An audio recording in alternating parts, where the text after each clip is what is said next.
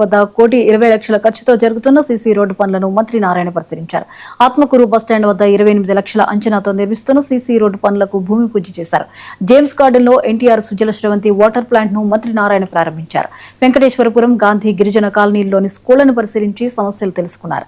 కూటమి ప్రభుత్వం పేదల సంక్షేమానికి కట్టుబడి ఉంది. కూడు గూడు తిండి కల్పించాలన్నదే సీఎం చంద్రబాబు సంకల్పంగా పరిపాలన సాగుతోందని మంత్రి నారాయణ చెప్పారు. భగత్ సింగ్ కాలనీలో 2014-19లోనే 5,000 టిట్కో ఇళ్లు నిర్మించగా జగన్ ప్రభుత్వం నిర్వీర్యం చేసిందని మంత్రి నారాయణ ఎద్దేవా చేశారు.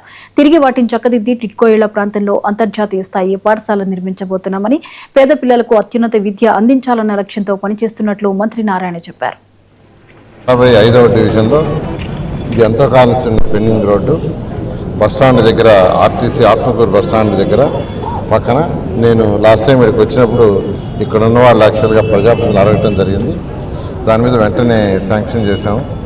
ఇది 140 మీటర్ లెంత్, 140 మీటర్ లెంత్లో దీన్ని యాక్చువల్గా జేమ్స్ గార్డ్ డివిజన్ దగ్గర దీన్ని ప్లాన్ చేశాము.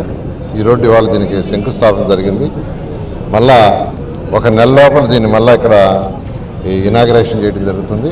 అదేవిధంగా ఒక వాటర్ ప్లాంట్ 30 నెల్లూరులో 2014-19లో ఇప్పుడు కాదు 10 కోట్లతో యాక్చువల్గా ప్రోగ్రామ్ స్టార్ట్ చేసాం. ద్వారా నెల్లూరు కార్పొరేషన్లో పేదలందరికీ కేవలం ₹2 వాటర్ ఇవ్వాలి స్టార్ట్ చేస్తే గత ప్రభుత్వం దాన్ని ఆపేసింది. జగిత్యాల జిల్లాలో కురిసిన